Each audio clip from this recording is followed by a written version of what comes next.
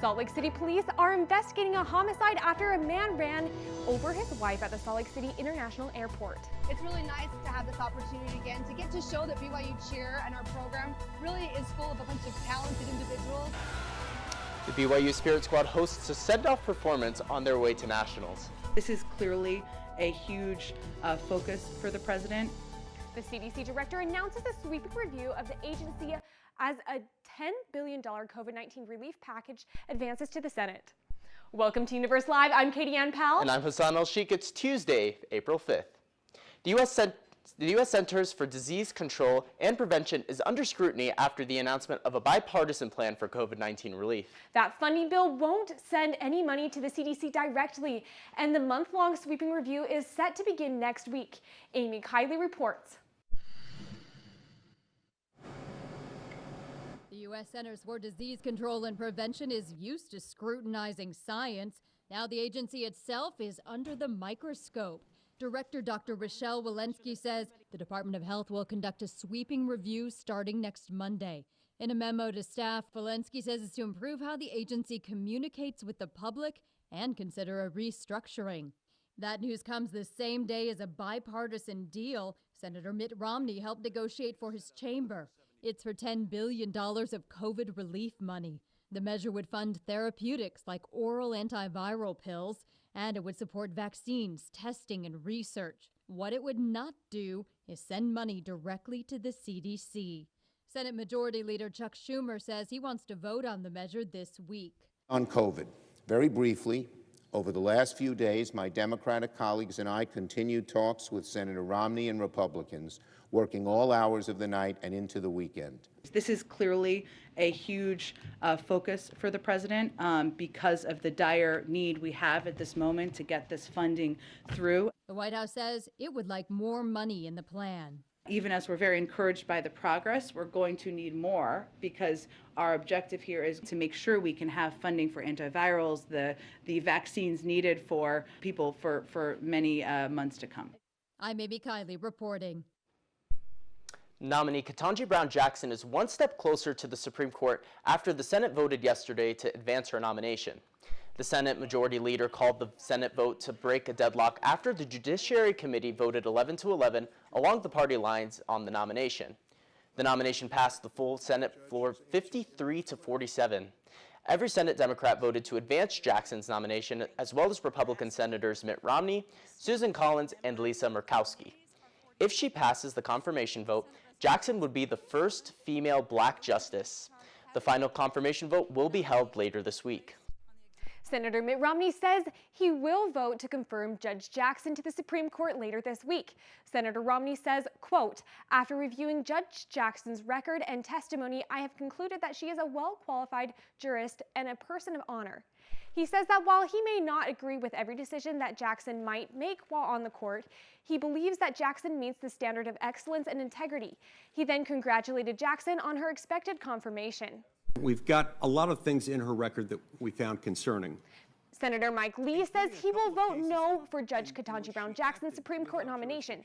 Lee says that Judge Jackson does not have a judiciary philosophy and called her record disturbing. Lee claims she did not answer basic questions and endures judiciary activism. Jackson's lesser sentences in child pornography and a child rape case led Lee to oppose her confirmation. Lee also says Jackson has acted outside of her jurisdiction many times in the past. Police are investigating and a man is in custody after running over and killing his wife at the Salt Lake City airport. Police say that the victim is 29-year-old Charlotte Sturgeon, who was run over by her husband on the second floor of the parking garage after the couple had returned from a vacation. After the incident, her husband, 38-year-old Sean Christopher Sturgeon, drove his injured wife to the parking payment booths where he asked for help. Paramedics arrived and attempted life-saving efforts at the airport and then took Sturgeon to the hospital where she died from her injuries. The Utah Attorney General joins 44 attorneys general in signing a letter attempting to keep children safe on apps like TikTok and Snapchat. The plea signed by Utah Attorney General Sean Reyes urges the platforms to give parents more control to monitor the content their kids see on the app. The letter cites potential dangers online such as bullying, drug use, and sexual content that leaves their children vulnerable. In the letter, the generals say the social media platforms fail to give parents the opportunity to control the content and adequately protect their kids. To read the full letter, visit attorneygeneral.utah.gov. Provo is ranked the third most affordable city to live and work in the United States. Good Hire looked at data from 155 U.S. cities to find which ones have the best opportunities and affordability. They looked at factors like wage growth, unemployment rates, and job growth. Provo received a score of 78, 2 points below the #1 city, Sioux Falls, South Dakota. Reno, Nevada came in just ahead of Provo in second place. Two other Utah cities are in the top 10, Ogden coming in at #8 and Salt Lake City is #9. Good Hire says that the top 10 cities are a great choice for families, new college graduates, and anyone looking for an affordable place to call home. The Title IX office at BYU has begun their annual campaign for National Sexual Assault Awareness Month. The activities this week are in collaboration with BYU's Women's Services and Sexual Assault Survivor Advocacy Services. The purpose is to educate students on how to lower their risk of being assaulted, bystander intervention, and assisting those who have been impacted by sexual assault. There is an awareness gallery today in Brigham Square at 12 p.m. sharing myths about sexual assault. For more information about this week's events, go to Women's Services Instagram at BYUWSR. The Provo Police are helping interested youth prepare for a career in law enforcement.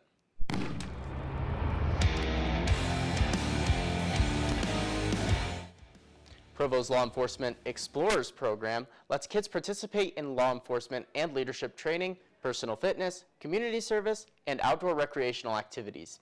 The program's goal is to educate children about police operations and responsibilities.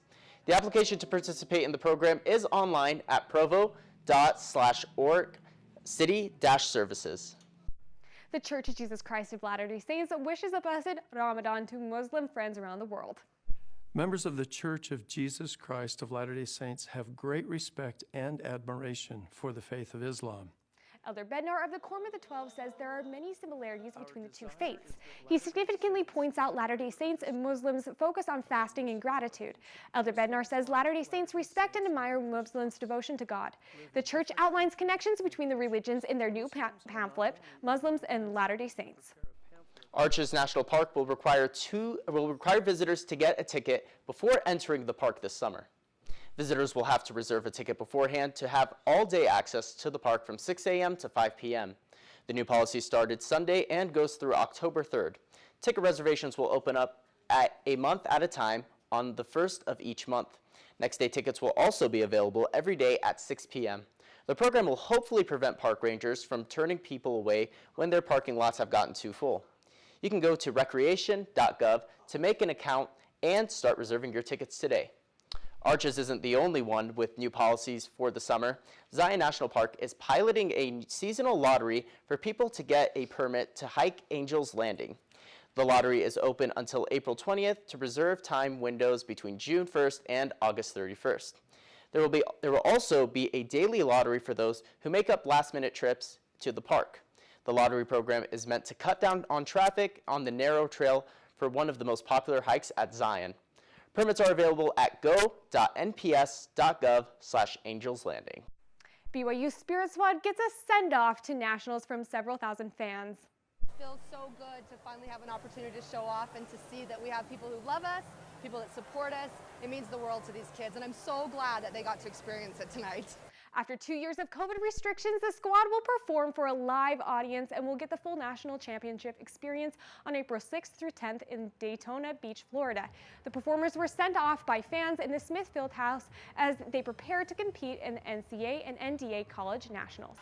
Taking home that title just feels so much more of a mountain to climb, but just so exciting to actually get the opportunity to climb it. The send-off provided the squad with a chance to feel the pressure of the live audience before performing in the arena competition this week. The Cougarettes will compete against 30 teams in the open jazz category and around 15 in the hip-hop category. Both the cheer squad and the Cougarettes will debut new routines and are excited to show what they have been working on this year. Body cam footage captures a dramatic water rescue of 2 kids. Got her? I got the crate. Got her. We'll show you the dramatic rescue and tell you how they ended up in the water.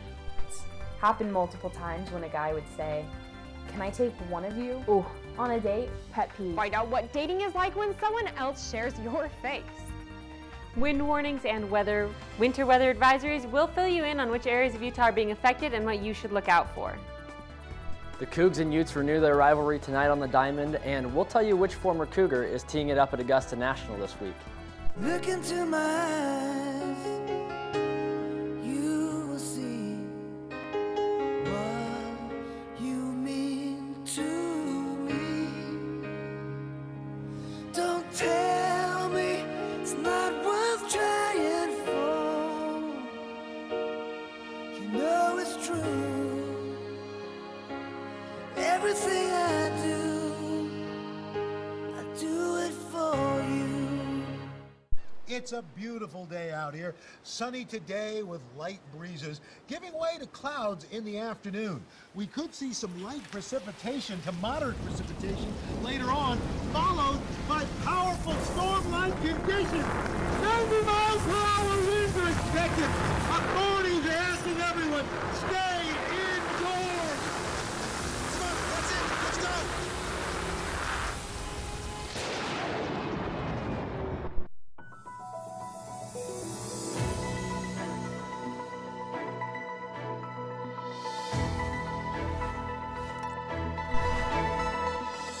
Ukraine's president plans to address the UN today after evidence of civilian massacres in areas where Russian forces withdrew. The president, Volodymyr Zelensky, says his forces desperately need more powerful weaponry, some of which the West has been reluctant to give. The head of NATO warns that Russia is regrouping its forces in order to deploy them to the eastern and southern Ukraine for a crucial phase of the war. He says that more aristocrats may come to light as Russian troops continue to pull back to the north.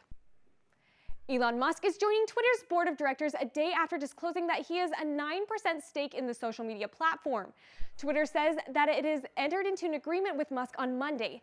This will give him a seat on its board, with the term expiring in Twitter's 2024 annual shareholders meeting. Alone or as a member of a group, Musk won't be allowed to own more than 14.9% of Twitter's stock as long as he's a board member and for 90 days after his term. Musk says that he's looking forward to, quote, making significant improvements to Twitter in the coming months. A family is safe after a police officer rescued 2 children and their parents from a car sinking into a pond. I know, princess. Come on, darling. A father of a family of 4 lost control of his car, crashing through a wooded area and ended up in a nearby pond. A nearby officer on patrol heard the crash and rushed to find the car taking on the water. The officer and a supervisor broke the passenger windows to grab the 9-month-old and the 3-year-old inside the car. Once the kids were safe, they went back for the 2 adults.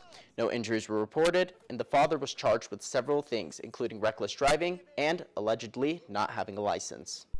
An unusual Taurus was spotted along a highway in New York, this baby gray Sil. The Sil pup somehow found its way to the traffic circle in Long Island. Some people called police after seeing the Sil scooting through a parking lot and passing a hotel. The New York Marine Resource Center picked up the Sil and brought it to a rehab center. The Marine Resource Center says gray Sils are natural explorers, and this isn't the first time one has been found far from the water. Dating in Provo. For many students, it's difficult enough, but it might be even trickier with an identical twin. Universe Live reporter Amy Griffin has this story. My date ditched me at prom and she ended up with him. Yeah, I felt really bad about that, actually. For Morgan and Michaela Smith, dating isn't just about finding the one. It's sometimes about finding the one who doesn't like your sister better. Morgan and Michaela thrived on their identical twin status as kids and teenagers. relishing in the attention that it brought to each of them. I loved it. It was like my role in life was to be a twin. The sisters say they were pretty similar as kids. I wasn't really Morgan, she wasn't really Michaela, we were the Smith twins. But it cost them some level of individuality. But then on the other side of that, it's like, who are we as like individuals, and do people even recognize us as individuals, or are we just cool because we're twins? The high level of similarities between the two also came with the danger for comparison, both by the girls themselves and by others. Or people, when they would compare us, like, people would think it was appropriate to say things to me like, oh, you're the prettier twin. And they'd say the same things to her. The boys in high school would comment on which twin was, quote, hotter. I remember that, like, to this, like, that hurt. Like, I still think about that sometimes, and it was just so rude. And it affected their relationship. I wouldn't really say we're best friends, even now. Harsh. Okay. I mean, it's true. I love you. Now, though, despite sharing an identical set of DNA, the sisters are pretty different. Very different. Like, she's studying animal science. I'm studying international relations. I ride horses at the barn and work at the aquarium. And I go rock climbing and write political essays and do analysis. But that doesn't mean the dating scene has gotten any easier. The sisters' pet peeve? It's happened multiple times when a guy would say, can I take one of you on a date? Pet peeve. Can I take one of you on a date? Like, they don't even care which one.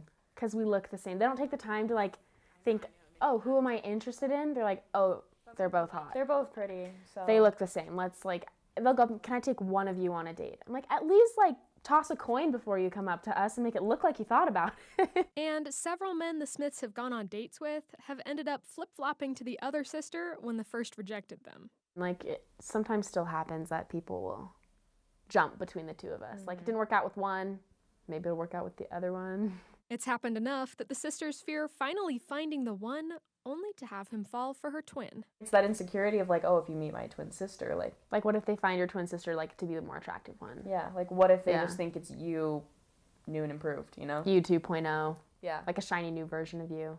It's not all heartache being an identical twin in the dating pool, however. We always had this dream that we like really wanted to do, or if it's like, if we went on a like double date with these guys that we didn't know, and if we were getting bored, switch places in the bathroom and come back out. Like you go in the bathroom, like switch clothes, come back and switch places and see if the boys notice.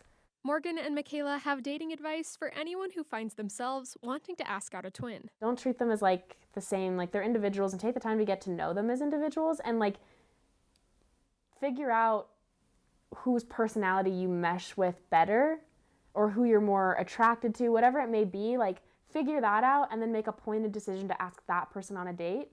And if it doesn't work out, don't pedal back to the other twin. That is the surest fire, like that's the surefire You're way. gonna get neither of them if you Yeah, that's a surefire way to lose both of them and also just make them really angry. Dating as a college student can be hard enough as it is, but it seems having a built-in wing woman doesn't make it much easier. Reporting for Universe Live in Provo and thankful that I'm a married singleton, I'm Amy Griffin.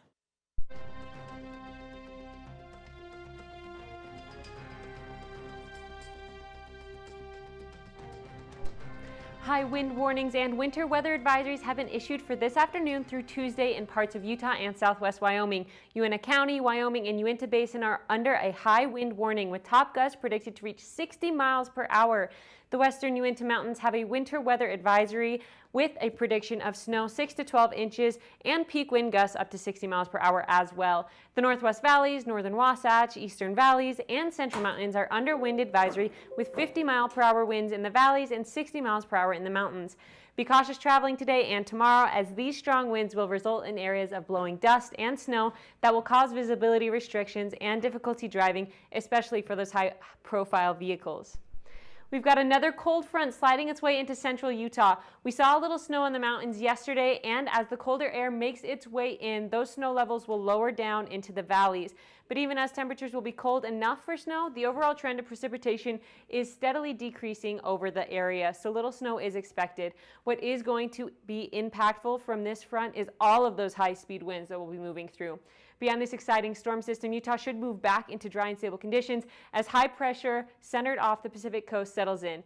Now going on to today's temperatures, Utah has dropped back down into the high 40s, the low 50s, with the exception of St. George, up at 82 degrees. Everywhere around here though, Salt Lake City, Provo, Price, all of that's kind of 49, 48 degrees. And then all of those lows are below freezing or just at freezing. Going on to our 5-day forecast for southern Utah, we've got beautiful sunny days, just a little bit of clouds on Saturday, and they're going to be getting really, really close to the 90s. They're going to be getting all the way up to 87 degrees on Friday and on Saturday, and all of those lows are steadily increasing as well. And then sunny on Sunday. Going on to the 5-day forecast for northern Utah, we've got a funny little pattern going on here.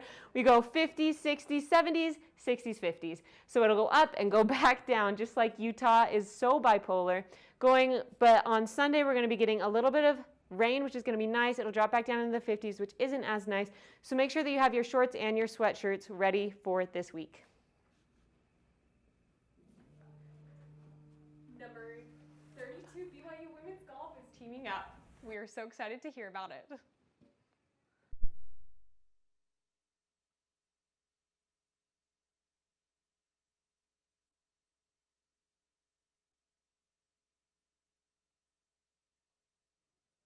Number 32 BYU women's golf is teeing it up today in the second round of the Silverado Showdown in Napa, California. The Cougars are currently in 15th place in a field with 7 top 30 teams, and Anik Hachkevich sits in a tie for 8th at even par to lead the Cougars after the first round. And with March Madness finishing up last night, the eyes of the sports world turned to Augusta National, where a Coug will be playing alongside Tiger Woods in the 85th Masters Tournament. Former Cougar Mike Weir played for BYU from 1988 to 1992 and won the 2003 Masters. Weir made a masterful birdie on 16 to get himself into the 2003 playoff. In extra holes, Weir fought off Len Matisse to win and take home the green jacket for his lone major championship. This will be Weir's 22nd trip to the Masters, and he will tee off in round 1 Thursday at 8:11 a.m. Eastern Time. The Cougars look to get back up to their winning ways as they send Bryce Robinson to the mound to take on Dixie State in St. George tonight. The Batcats lost 2 of 3 in Moraga to St. Mary's over the weekend to drop their second straight series and fall to 14-11 on the year, and 3-6 in the WCC. BYU and Dixie State have met 12 times in series history, with the Cougars winning 11 of the 12 meetings. This will be the first of 2 meetings between the Cougars and the Trailblazers this season, with first pitch being at 5:05 Mountain Daylight Time tonight. The 24-8 BYU softball team won 2 of 3 games this past weekend to take the series over to the New Mexico Lobos. The Cougars scored 32 runs in 3 games to take down the Lobos this weekend. Today, BYU is renewing their rivalry with Utah up in Salt Lake City. Here's how last year's meeting went down. The 2-2. Alma! Center field! And it's out of here! We're tied at 6! Hunter Ava went yard in the bottom of the 7th, bringing up Martha Epinesa, who did this. The 2-0. Epinesa! Left field! Gone! Walk it up, BYU! The Cougars beat Utah and have won! Ava and Epinesa hit back-to-back home runs to lift BYU to a rivalry win. The Cougars and Utes renew their rivalry tonight at 5 p.m. in Salt Lake City in the only meeting this season between the 2 teams. That rivalry is just intense. Those are some awesome swings. Those are crazy. Hey, you know what was also intense? Last night's national championship game. I mean, one of the all-time greatest games in NCAA championship That was history. great. So. It was a great game. The Kansas University Jayhawks pulled a historic win last night at the NCAA championship. Alexa is here now to share more about the impressive comeback for Kansas. Alexa. You are right about that. The Jayhawks won last night with a score of 72-69, making their victory the biggest comeback in NCAA history. Kansas rallied from UNC's 15-point lead at halftime to secure the victory. And KU player David McCormick turned out to be a key player in the game. He scored a critical layup with 1 minute and 21 seconds remaining, putting Kansas ahead 70-69. Nice play on the... Oh, there you go. Rattle the rim with that one. Nice little play, dive by the big fella. Players Remy Martin, Christian Braun, and Ochai Agbaji were a driving force in the comeback as well, with Agbaji being named the most outstanding player of the Final Four. This is the first time the Jayhawks have secured a national victory since 2008. This win also signifies a big moment for Coach Bill Self. This is Self's first season coaching after his father passed away, and Self has said that he feels like he's honoring his father through this season. After the victory, he told his mom, "Wouldn't Dad love this?" Jayhawks fans from all over celebrated the historic and exciting win. The Jayhawks expressed their personal joy over the win on Twitter this morning, declaring that there is no greater feeling than waking up as champs.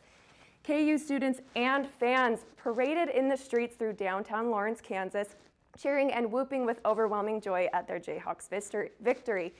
The post-game locker room was bursting with energy as the players and Coach Self jumped around and cheered for their hard-fought victory. Season for Bill Self. Tried to get them and got him. The celebrations even found their way to Provo with a group of Kansas-born BYU students commemorating the victory with Jayhawk-themed sidewalk chalk. Well, it was definitely an exciting night for the Jayhawks, as diehard KU fans say, "Rock Chalk Jayhawk." Congratulations on the win. It's Americans' new breakfast, waffles, eggs, and bacon with a side of shoes? Yep, you heard that exactly right. Waffle House has a new addition to the menu, golf shoes. Can you see the waffle squares? Oh, it's like spilled syrup on the bottom. Thanks to a partnership with Adidas, Waffle House is serving shoes to celebrate the 86th Masters Golf Tournament. The tournament kicks off in Augusta this Thursday. The same goes with the shoes being on sale. And you can see the off-white color is similar to waffle batter. There's even a waffle pattern along with 3 dark brown stripes on the side as a nod to the legendary waffles being cooked just right. The shoes also sport a Waffle House logo right on the back. Thanks for joining us today for Universe Live. For more information on our stories or to share them with your friends, check out our website at universe.byu.edu. Have a great day.